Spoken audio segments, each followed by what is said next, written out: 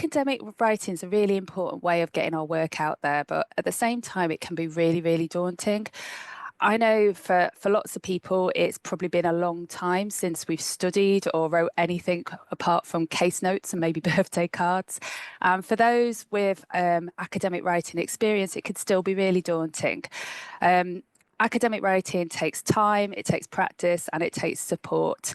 So what I want to run through in this talk tonight is trying to explore some of the challenges and where to start and how. So why should we write as clinicians? Well, some of the key motivations are sharing and communicating knowledge, informing our practice, and being able to learn and improve, which is, I think, something as a profession we all really enjoy doing. And writing can be the magic that turns your knowledge into evidence. And the point I really want to make on this side is to highlight how important it is, academic writing, in terms of how and what we do in terms of clinical practice. And so because it's so important, it's really important that clinicians are at the forefront of this. So academic writing can take many forms. Each has a slightly different style. And I think we probably all feel a different level of comfort or apprehension with each, depending on our experience and our skills. So what I want to do is just ask you as an audience why academic writing is hard. So hopefully this works. You should be able to scan the QR code and put in some of your reasons there.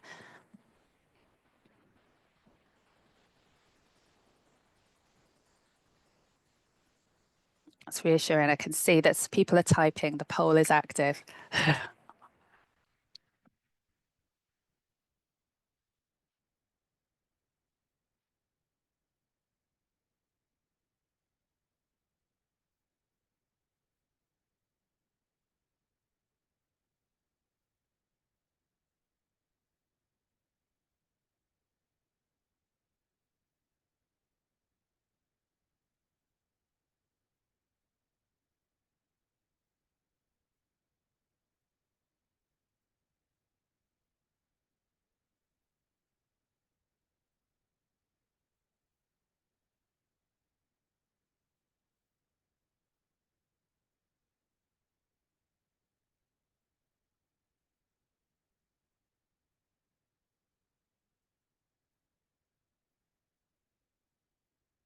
Okay, so these are some of the answers that are coming up. So confidence in my ability, no experience, fear of rejection, time, really, really common one, lack of mentorship, too many ideas, lack of training, knowing how to start. So lots of reasons.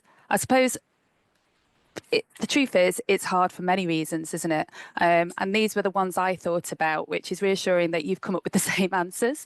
So I don't have time. I don't know where to start. I'm not a writer. And I think I've used all of these excuses during my time. Another big one, avoiding and procrastinating. I know personally, myself and my colleagues have reflected, sometimes if we've got something to do writing wise and then a clinical emergency comes up, we'll throw ourselves into that clinical emergency because that seems a lot more legitimate than taking the time to do the writing. So we often use diversion, things like that. Writing as well is putting yourself out there and being open to criticism. So it can feel quite vulnerable as well. And I think one thing that's really helped me in terms of my writing is being around some good examples of writing. So if you've ever been invited to peer review a journal or peer review a colleague's piece of work, that can give really invaluable experience because you can really see and help to develop sort of what is good writing. Also, running journal clubs as well can be a really good way of doing that as well.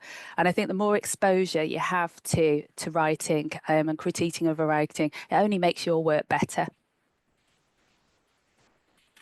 And it allows you to developing skills in academic writing takes time and practice. And I think finding that time and that space is an ongoing challenge, no matter how skilled you are in it. Academic writing can be viewed as a process, and often thinking of it in stages makes it feel a little less daunting. Writing is a really hard skill to teach, and it takes practice, it takes time, and it takes multiple redrafts as well. Your first piece is never the best. I think a good place to start is with a plan, and it's important really not just to jump straight in, to sort of think about who and what you want to write for. So knowing your audience, having a little bit of a look at the guidelines for whatever you're writing for. If it's a journal, doing a little bit of research into the scope of the journal and finding whether that scope's the right fit for you. And if it is, then maybe looking at an example article that they've published and using that as a bit of a template or a bit of a reference can be really useful. If planning the story as well, I always start by beginning with a few bullet points. I think when you want to get your work out there and you want to present a project, there's so much work that's gone into it. And by doing a few sort of bullet points, you can really make sure you're including what matters and you're not missing some of those key points. Also, before you start, know the background. What are other people saying in this area, and where do you fit in with that? What are the gaps? Because that's something you can use to tell your story, and it will feature really strongly in your introduction and your discussion. Before starting as well, getting familiar with reference tools, I think, is an essential thing.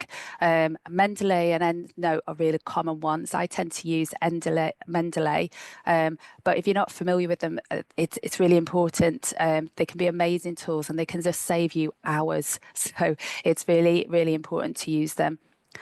And I think planning as well, time and protected space to write is really important. When we're busy clinically, I've fallen into the trap many times of sort of trying to write, then it's been a week picking the writing up again, and it's just really hard to write that way. You need big chunks of time to box off little bits. So trying to timetable that in can be really important.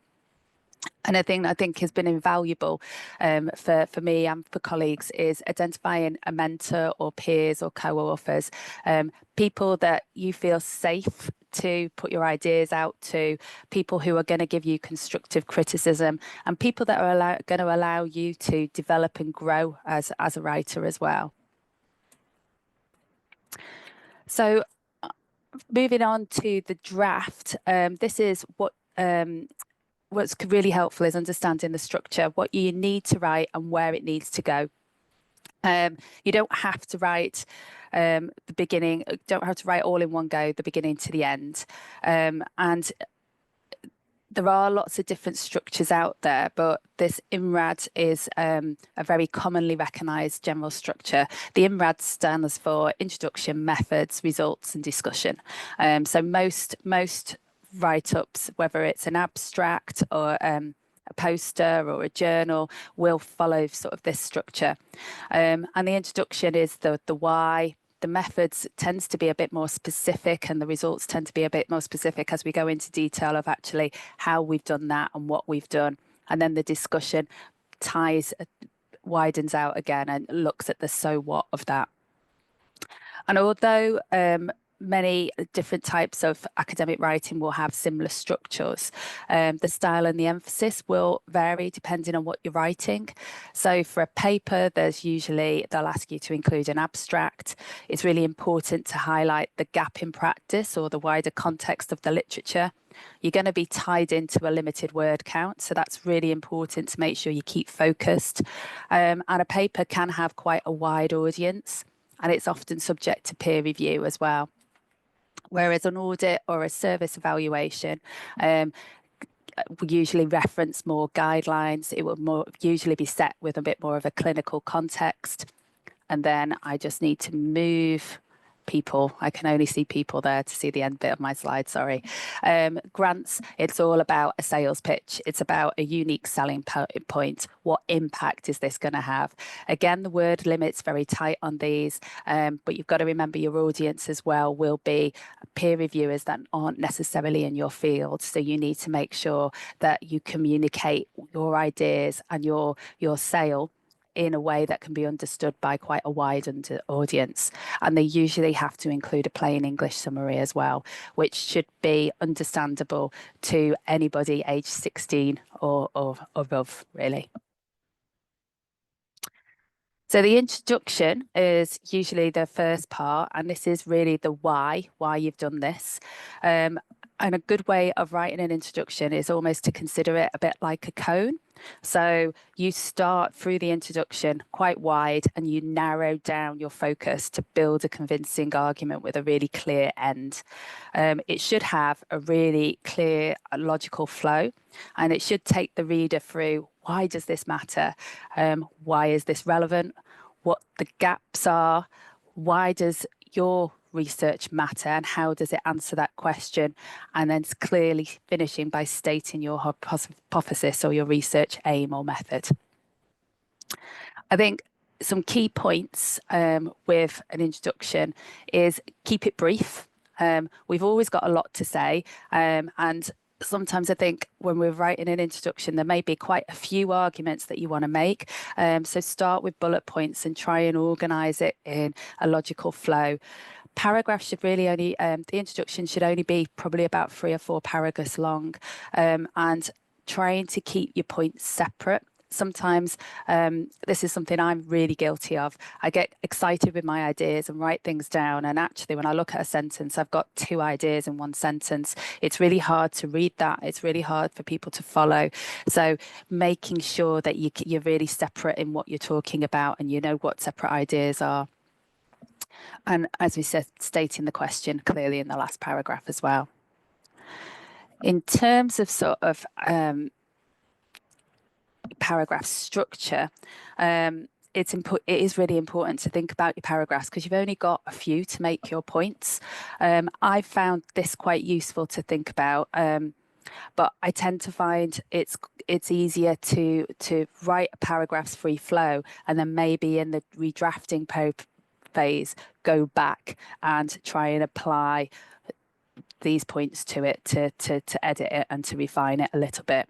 So the topic sentence, the first sentence should be showing the main point. The body of the paragraph should develop that point with evidence to support it and provide some critical analysis. And then the final sentence should be a final wrap up linking the argument to the next paragraph so everything flows. So each paragraph should logically build on the other. And what I've put at the bottom here, and I'll just allow people a little bit of time, is just an example of how that may look. So my research is in chronic pelvic pain. So this is why this paragraph's got this theme.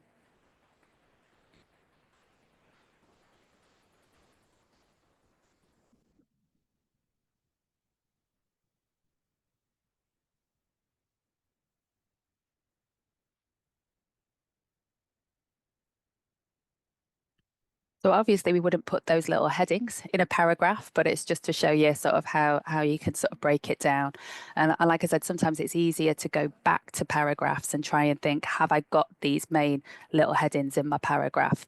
And if not, how can I make that clearer? Because that will give a nice, concise flow. Methods, what did I do? It's usually written in the past tense, and it can be useful to consider subheadings. It should be like a recipe that is really clear and easy to follow. And something I've seen a lot is when I've looked at peer review things is people struggle sometimes just to keep to the facts. Your methods should just be stating what you're doing. Try not to put any results in there. And it's sometimes a little bit confusing whether what should go in the methods versus what should go in the results. So I tend to think about it as what we did is the methods versus what we found, and trying to keep those two things separate. Saying that, it can be a little bit different when you're reporting qualitative research, because in your results, no, sorry, I'm confusing my points. That's on my next slide. To guide you with what to include in your methods. There are lots of different sort of guidelines, and the Equator Network is a really good resource to have a little bit of a look at. It gives you some guidelines on different types of trials and different flows that you should follow. So for randomized controlled trials, a lot of reporting asks you to report in the concise style. Systematic reviews, they'll ask you to adhere to PRISMA principles. So it gives you some detail of what things they're looking for and what things you should include as well. So it varies depending on what study you're trying to present. So in terms of the results, again, just sticking to the facts, and this is the point I was going to make. Try not to interpret the results in the results, just say how they are. Now, if you're doing qualitative research, that is a little bit different, because sometimes if you're doing reflexive thematic analysis, for example, you will put quotes in, but you'll be interpreting what they may mean. So that's a slightly different example. Your results should make it easy to follow, and it should mirror the order in the methods. Particularly if you're submitting to a journal, peer reviewers would like it to be nice and easy to sort of read. And if in your methods you've said things like outcome measures in a certain order, but then in your results you're reporting them in a different order, it makes the reader have to work hard. It makes the reader have to flip back and to. So checking that you're consistent in your subheadings and also the order that you're talking about things just makes it so much easier to follow. Making sure the text tells a story, but tables should provide the evidence to back up that story, and figures should really highlight some of the key points as well. And only include results that are essential for your discussion. Non-essential things we can put in an appendix, and that can be really hard because it can all feel important and it can all feel really, really valuable, and we want to put it all in.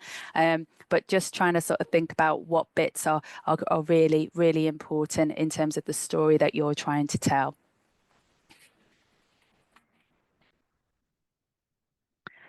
In terms of the discussion, I think I always find this the most challenging aspect of writing anything up, but it's also, I think, the most exciting. It's your chance to discuss your ideas and think about the wider sort of context of things.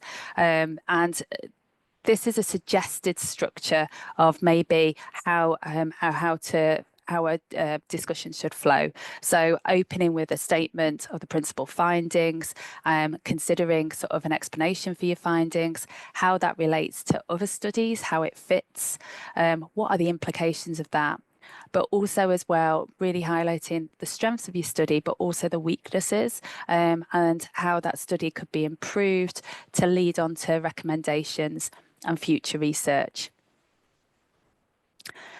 I think something that can be quite challenging to do is not your discussion shouldn't just summarize your results or your introduction. It should be presenting, building on your results and discussing what they mean. So not just repeating what you've listed in your results in a parrot fashion. And I think that was something I was definitely guilty of when I first did my MSc. All my discussions were just a summary of all my results. So it takes a while to sort of build that up as well. Sometimes it can be really useful to make a list of information and points to include. I've also found sort of sometimes actually discussing your results with a group, your peers, and having a bit of a discussion around it. Their ideas, their feedback can give you different angles. It can give you different perspectives and different insights that then can help shape and form your discussion. And if you've ever, sometimes as well, if you're presenting a journal, I found it really, preparing a journal article, I found it really useful if that's been a poster beforehand, because the feedback you get from presenting your poster often can go into your discussion. It gives you lots of ideas of things that you can use. And moving on to sort of the first draft. So I think this quote by Ernest Hemingway is quite apt. The first draft always needs a little bit more work. We never go sort of with the first draft. And I think being prepared to redraft, reread, and revise. When we're redrafting and revising, I some important things to look at, to check are your sentences nice and short and simple, making sure we haven't got sentences that are 3 or 4 lines long. Again, keeping 1 point per sentence, not trying to fill in as many points in a sentence as we can. Front loading your sentences as well. Put the most important thing at the beginning of your sentence. And this can be really useful, because quite often people, when they're reading articles, reading posters, they'll skim read. And so if you front load your sentences, they're going to pick up on that important information. So can you prime your sentences a little bit as well? Right, with grant reviews, journal reviews, even sort of dissertation assignments and things like that, there is a word limit. So being really tight on and focused on what you're saying is really important. And that often means being quite brutal with your own work and clearing out the deadwood. And so going back and removing fillers, normalizations, and any examples where maybe we've stated the obvious. So some examples really of what you can do to sort of redraft. So keeping sentences short and simple. So here's a bad example.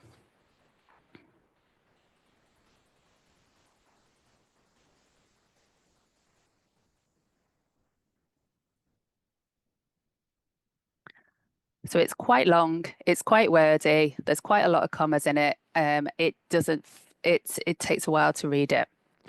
So saying the same thing with a much shorter sentence here, one short sentence.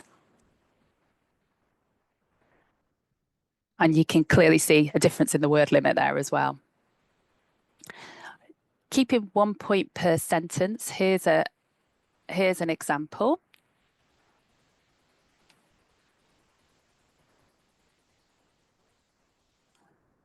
So we've got a couple of arguments there in that. So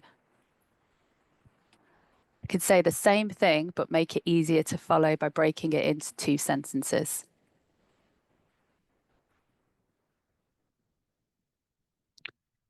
Front loading your sentences.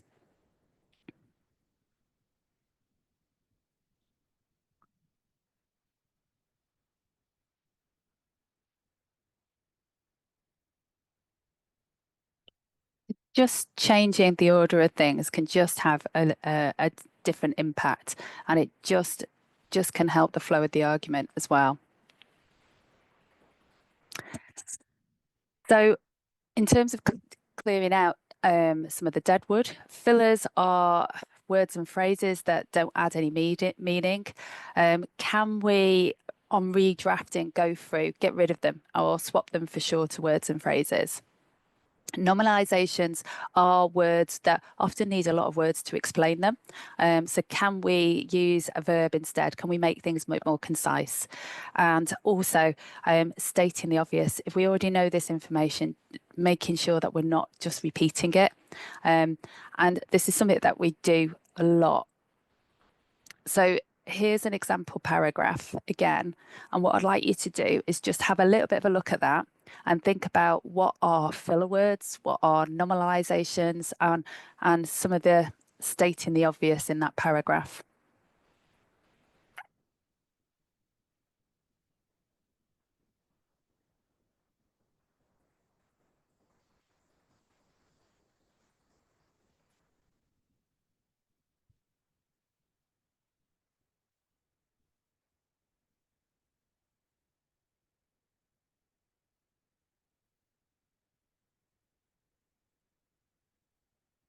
Everybody had a bit of time? Okay. So I've highlighted the filler words in blue, the normalizations in green, and the obvious statements in orange. So hopefully that's what you guys got as well when you read through the paragraph. And that paragraph as it stands is 59 words. So if we take out some of those and make it a little bit more streamlined, we could reduce that to almost half, so 28 words. but it doesn't lose the same message. It doesn't lose any of the message or any of the meaning. So sometimes going back through and doing those checks can be really helpful. So that's what I want to sort of cover. Hopefully, it's useful to consider some of those things. I think I want to stress is writing is a skill, and practice does make it easier, but and repeated practice makes it a lot easier. Starting small can be a really useful first step, starting with case studies, opinion pieces, or short reviews, or looking at other people's work or running a journal club can be a really nice way of getting more familiar with writing. Making sure we've got protected time for writing and getting support, I think, is really important. So, and being prepared to let other people sort of see it and share your writing experiences. And just as a little bit of a thought, sort of maybe having a little bit of a think about any action that you would take following on from this evening. And on the last slide here, I've just got a few resources. So these QR codes take you to some online modules about academic writing, but some of the journals here also have some really lovely writing resources as well that can be quite useful. Okay. Thank you, everybody, for listening. Let me stop sharing my screen. And I can hand over to Leila. Thanks, Selina. I think there's a couple of messages in the chat. Do we want them now or at the very end, or? If we save them just to right at the end, just because we'll make sure we get through everybody's talks. Grand.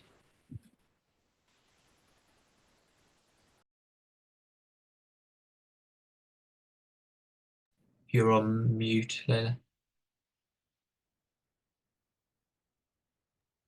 Good start. There we go. That was my question. Hopefully you can see the slide, yeah? Yes. Okay. So my name's Leila Heelas. I am a consultant in Oxford, and what I'm going to talk about really is how in the first section, Selina said, you know, what makes writing difficult. Sometimes it's knowing what the topic is. I think one of you said that, thinking of a topic to write about. And I'm going to talk about quality improvement because that's a way of knowledge mobilization, and you can use some of the techniques with quality improvement to lead to a publication. And I'm going to give a real life example of something that I did. Particularly, it was early on my journey of writing, and I'll say I'm still on it, and I have to do a lot of rewrites when I'm doing my PhD. So the methods that I'm going to talk about are theory-driven methods to quality improvement. So I'll just sort of define quality improvement first of all. So it's encouraged within the NHS for safer, patient-centered care. It means that we can often adopt change more quickly. Research takes a very long time to get the answers, but we might be able to try some things out in the meantime. And also it can result in equitable care. But often changes made within healthcare and within business result in little or no change. A lot of change fails, unfortunately. So the idea is that theory can be used to assist in designing effective changes. And one of the theories is to use something called program theory. And that is used in a visual format, usually, to describe aspects of an intervention, how it will solve the problem, define any outcomes, how they'll be measured, and it's usually done in the form of something called a driver diagram, which I will show you in a minute. But driver diagrams are usually quite linear. They're sort of suggesting that one process will automatically lead to another process, and they've been critiqued for having a bit limited value because life isn't really as simple as that, particularly when we're dealing with complexity. So I'm going to use an example called an action effect diagram, which allows for a little bit more of a nuanced approach to program theory. So this would be sort of a bit like a driver diagram, and I've put it up really just to talk about what the the project was that I was doing. And it was to do a rapid access pathway from regular attenders at accident and emergency to our pain rehabilitation unit. So the idea was to try and get patients seen within 2 weeks, and they'd be referred by accident and emergency clinicians. So what this slide is showing is that in order to set this service up, we'd need to do some training with some of the clinicians in accident and emergency. We'd need some buy-in from line managers. We might need some additional time. The activities that they would get access to is a multidisciplinary assessment, perhaps combined physical and psychological rehab. We'd also be communicating with a range of professionals, because often the people that are attending frequently may have other needs like housing needs or social services, etc. And the aim was to have a more sort of integrated care to improve outcomes. And the groups that we're targeting have already identified, and I've sort of talked briefly about partnerships, but we in Oxford have psychiatrists in accident and emergency, and community psychiatry. It might be involved liaison with them, as well as community therapists. And you can read yourself the sort of outcomes that we're looking at. We perhaps a bit different to research. We're also thinking about staff outcomes and organisational outcomes. And at the time, there was a cost and quality improvement initiative, which was trying to improve services for patients with mental health conditions of attending accident and emergency. So this initiative fit within that sequence. So the first step on the improvement pathway is to look at existing evidence. And sometimes the evidence is a bit lacking, as there often is in rehabilitation research. But what I chose to do was something called a rapid review. So it's a bit like a systematic review. And I've put the definition there that you can read yourself. But essentially, you can take out some of the steps, and so that you can do the rapid review a bit more quickly. And it has been argued that the outcomes, the output of the reviews, are very similar to a full systematic review. And I followed the steps in this rapid review guidebook. And in that one, it said, also, you only need one reviewer. So if you have no funding for research, and that's another reason why you might want to write about quality improvement, it's a way that you could review some evidence on your own, essentially, although I did get a lot of helpful feedback later, which I'll talk about. But the Cochrane review group have updated the methods for rapid reviews, and they actually suggest that you should have 2 reviewers. But I don't think it matters too much, as long as you state what you've done if you're writing it up. And both of those things are freely available if you want to have a look at them. And then the next thing is to draw your program theory, or, as I said, the action effect diagram. So this is a little bit more complicated than that straightforward linear approach, although it still is linear.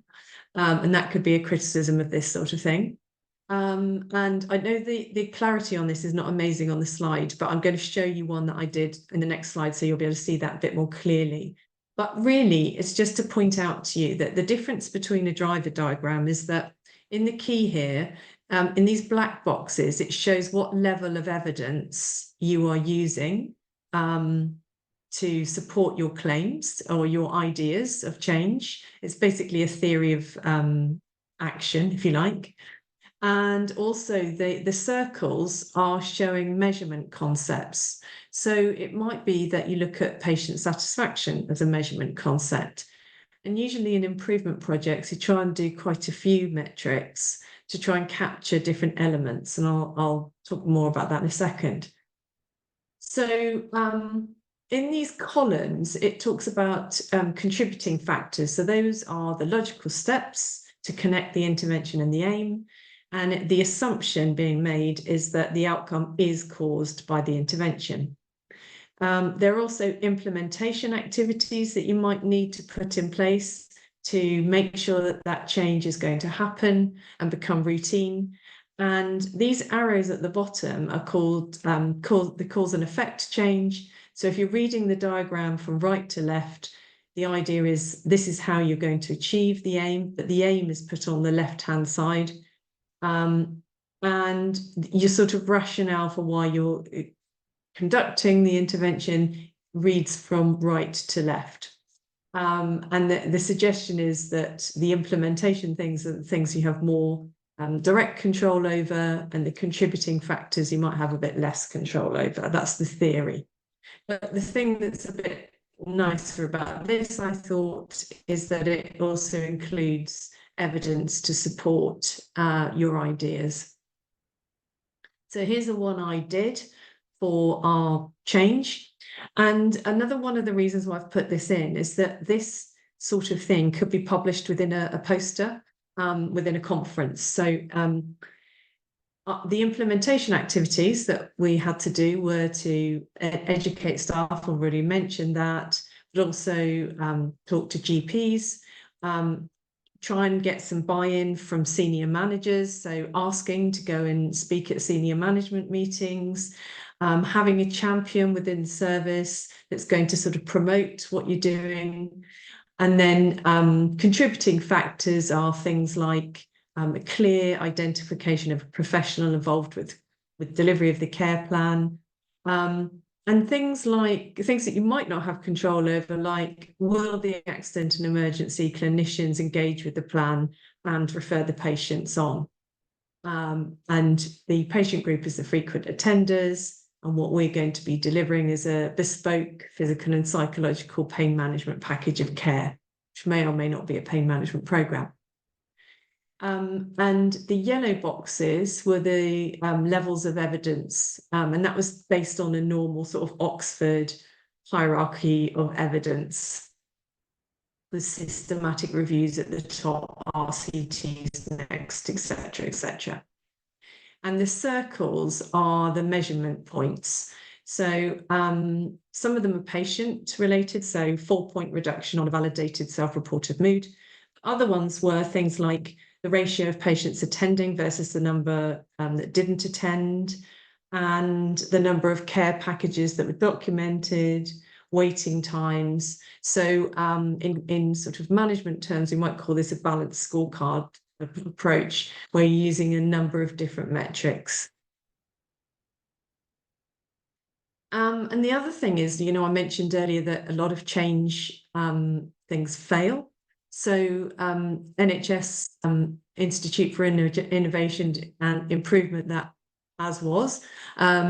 produced this guideline about keeping changes sustainable. It's quite a lengthy document. Again, it's freely available. That little blue writing at the bottom is a link. So if you want to click on that, it will take you to that. But it's been criticised for being a bit too lengthy and maybe a bit difficult to apply in practice. So I used something else, which was a group of academics decided to do something a little bit different. And they classified sustainability of change as a continuation of the activities, continuation of the health benefits, and having the capacity within the workforce. So that's number of people able to do it, support from managers, people with the necessary skills. And the tool is a fairly brief and easy to fill in questionnaire, and it's given to a number of stakeholders. So that would include managers, clinicians in the team, clinicians in accident and emergency, GPs, as many people as you can find. I mean, ideally, it would include lived experience representatives, but it's not very user-friendly in terms of the terminology. And in the paper, there's a link to the questionnaire and also an Excel spreadsheet so that you can put the answers in. It's like a Likert scale, 5-point scale of answers. You can put the answers into the spreadsheet and it will come up with the sort of graph type representation that I'm showing here. And this is showing that for this initiative, it was felt by stakeholders that it had a fairly good chance of succeeding in the longer term. But there were some issues that it helps to highlight that we might need to address in the longer term. And I've been talking quite a bit about measurement, but the aim is to also state which measures you're going to use. I mentioned already that patient experience, clinical outcome, unintended consequences, and resource minimisation, but the reduction in accident and emergency visits was the focus. The other thing I should say is this project went on over months, about up to 18 months, and I also did it as part of an academic qualification in clinical innovation. And I'm just sort of showing you the different methods, because you could maybe pick one or two of these and still write them up into a poster. So in terms of measuring whether or not this intervention had been effective, I used something called statistical process control. And that the argument here is that if you're doing repeated measurements of something, so it's blood pressure, you're going to have normal variations within that. But most of the variations will be in, you know, 1 or 2 standard deviations from the mean. And that's called common cause variation. So the statistical process control is to try and identify whether these fluctuations are due to just variations around the mean or whether they're due to the intervention. So you develop your mean from a collection of baseline data, and you set upper and lower control limits that are plus and minus 3 standard deviations from the mean, because most data is expected to fall within these limits. Any special cause variation is data that occurs outside of the limits, and it suggests that you should take 25 measurements over time. I did, on the whole, 24, 12 months in 12 months before and the 12 months after. And the special cause variation is indicating that there's been some sort of change, whether that's an event, a change in circumstances, an intervention, or a change in processes. And it's measured by 2 or 3 points that are more than 2 standard deviations outside of the mean, or 4 or 5 points outside of 1 standard deviation. And I've just put an example diagram for you to see the change there, very obvious one. So I actually only looked at 8 patients, because they're quite a small cohort of patients, but they're very resource intensive. And you can see it just gives you an idea of how this works in practice. Again, it's quite a nice image that you could use within a poster or paper. And you can see that after the intervention, there seemed to be a change for this particular person. So the days between accident and emergency visits increased significantly. Before, they were more frequent. And then after this project, I wrote up the rapid review and submitted it to the Pain and Rehabilitation Journal, PPA Journal. And I have to say, the reviewers were very kind, and they helped me with rewriting it and getting it into a better condition. And they also made some suggestions about how I could make some clinical recommendations. And that's helped me get a publication from it. And I also produced a poster, which I used at some local events, like smaller, like Kappa conferences, but also at one main conference. And once I used these methodologies, I used it again. So I used it during the pandemic when we changed our service into more digital delivery. And you can see I've used a sort of action effect diagram type approach there. And again, this was a poster that was published at a conference. And when you get posters published at, say, the physiotherapy conference, they will give you a reference. So you will then have a citation. And so you can put that on your CV, which is nice.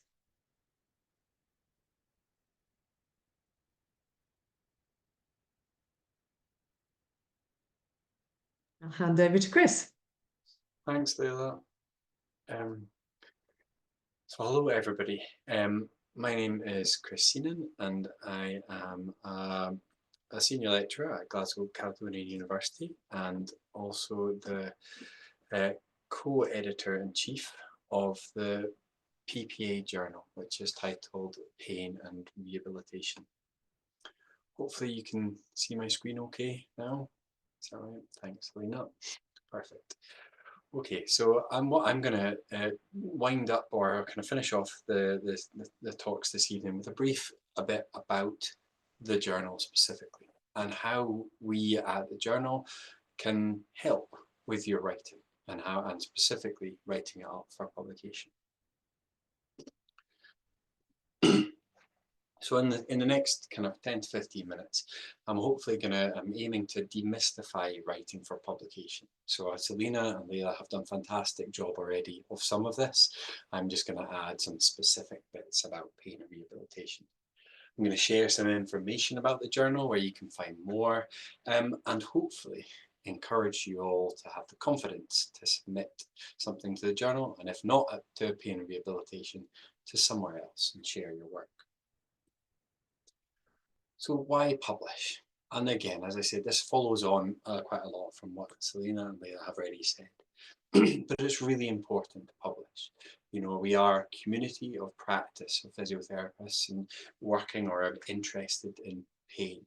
And the only way, or one of the many ways that we can improve, is if we share knowledge with each other. And we can learn together and from each other about how to do things most effectively and efficiently. So by publishing, you're helping to improve care for people with pain. It also helps on a personal level in terms of building your professional profile, your confidence, and your kind of contribution to the scholarly practice. And it might also help fulfill some professional or academic requirements. More and more, it's the case that you need to demonstrate how you're contributing to through scholarly activity or to advancing practice. And publishing, obviously, as Leila's just mentioned there, you know, if you have a citation of what you've contributed to the literature, that can go a long way on showing how you are, leading and impacting change across the country. But also, it might just be that you've seen something interesting. You just want to share what you've been doing. And so it might be sharing a service evaluation or quality improvement project, or just some lived experience. And often, as Selina said, one of the best ways to start is sharing some case studies, some examples of practice, because that is so useful for other people to see and to learn from. So what is pain and rehabilitation? Well, the journal from the Physiotherapy Pain Association has been going for over 20 years. And so we've been publishing peer-reviewed articles in our open access publication for a long time. We are the journal of the PPA, and our aim is to foster dialogue between clinicians, patients, caregivers, and policymakers, all around rehabilitation and pain, as you can tell from the title. But what we look to do is we're looking to publish research, evaluations, reviews, creative works. We have quite a wide scope in terms of what we consider for publication and what we like to share, because as practice changes, there's no I don't feel it's right to be that there's only one way to share knowledge and one thing, because that limits progress and limits development. So we are quite, as you'll see if you look back through the back catalogue of the journal, you'll see there's quite a lot of different types of information that's shared. So what makes us different as a journal, and why might you consider publishing with us? Well, first of all, what we've tried to do is try to make it as simple as possible to break down some of these barriers to writing for publication and otherwise.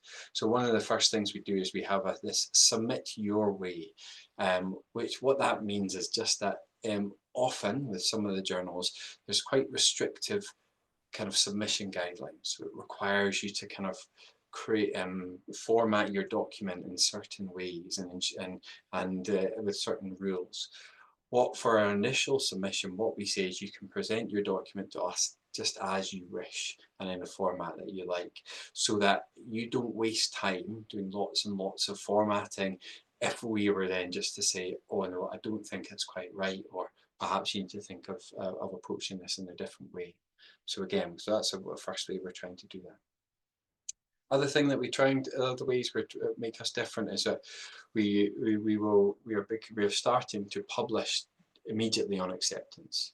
So rather than often journals take a while to kind of gather an edition and kind of and publish it once or twice a year, from now on, we are at the journal going to be publishing articles as they're accepted, and so that's often quite useful if you want to get knowledge out there and share it as quickly as possible. We try to be a supportive and constructive editorial team. So the editorial team have got represented a number of different people who are review for us, or our associate editors, and myself and Michael Mansfield, who are the co-editors in chief. We do our best to try and support authors as through the publication process. So, and it's really nice to hear, Leila, your experience in terms of you felt supported through that review, and that that your article was overall enhanced that through the process. That is our aim in terms of the peer review process should function like that. In terms of your article will be very good in the first place, but hopefully going through the process, it should be even better. We follow the guidelines in terms of ethical publishing, so we're ensuring that there's and that means a number of different things, but first of all that there is not kind of avoiding things like ghostwriting or people being cited as authors when they haven't really contributed to the article. So there's a few aspects of that we work towards, and finally that authors retain copyright. So it's your work. We don't put any restrictions in terms of how you use your work after it is published by the journal as well, which I think is often quite important, because some other journals can be quite restrictive in terms of, well, now you've given your work to us, we own that, and if anyone else wants it, you're going to have to pay for it, or they put up kind of paywalls and other restrictions to access it. So and to summarize, everyone is welcome, and we're open access to everyone to view everything that we do, which I think is also really important. So there's all of the articles are open access. You can download and store and read them as much as you like, and we take a kind of hopefully if you decide to try and publish with us, you'll see that we are quite welcoming as a group too.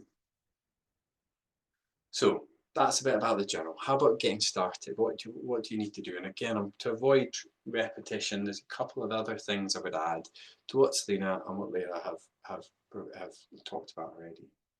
So I think the first thing to do is you need to find your story. So what is it? What do you want to share? Have you done a bit of research? Is it a bit of innovation? Have you just changed practice or service design in some way? Or maybe is it reflection on a case or practice in some way, shape or form? What is it that you think is useful and you want to share with the community? One of the best things you can do, if you're just starting out, is to share real life impact or case examples, as has been discussed. So talk about your service, talk about who you've been, or some case studies of patients you've been seeing. And think about looking through some past issues for inspiration, to kind of find out, well, what have other people shared? What's a good example of an article for publication? And also just talk to us. We're here to help. We want to talk to you. If you've even just got an idea before you've started writing, give us an email, ask us if you think it would be appropriate, and we can give you some tips to begin with. And just to reiterate something that Selina says, the most important thing you can do is to make space and time for writing. So this is not something that just happens at kind of 3 o'clock on a Friday afternoon just before you finish. You have to plan it, give yourself some time and space to do this.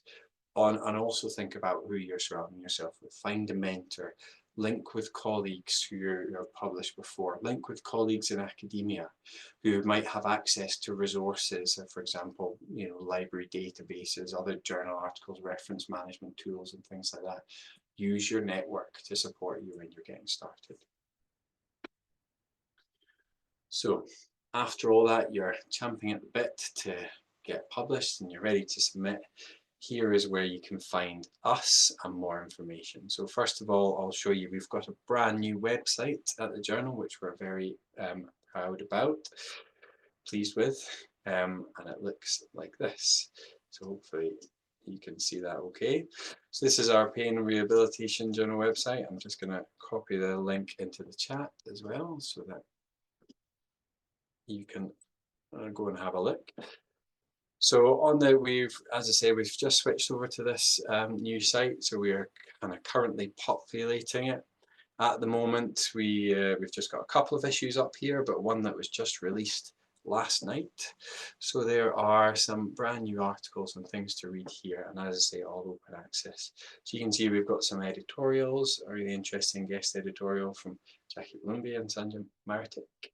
And some articles covering lots of different things. So there's reviews and service evaluation and a service improvement project. So just some ideas and some inspiration for you. Within the website, this is if you are interested in submitting, there's a button here, which as it sounds is where you can make your submission, and it provides some information about what you need to think about and prepare before you submit. I'll let you have a explore of that yourself.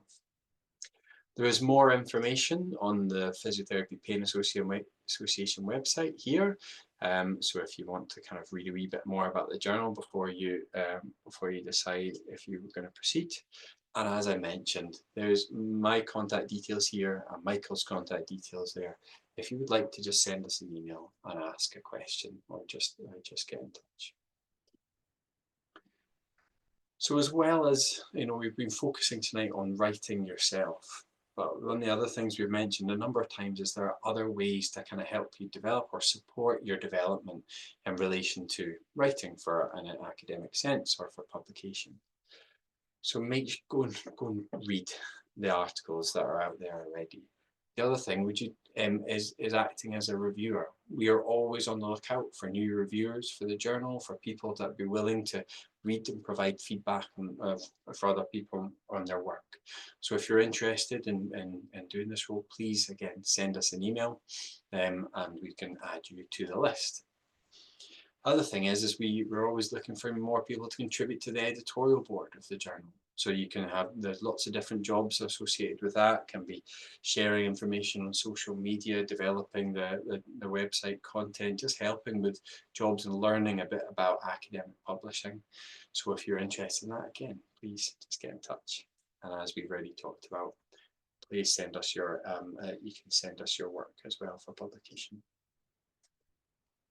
So hopefully through that very brief talk there, I've tried to demystify some aspects of writing for publication and explain the process with specific focus on the Pain and Rehabilitation Journal.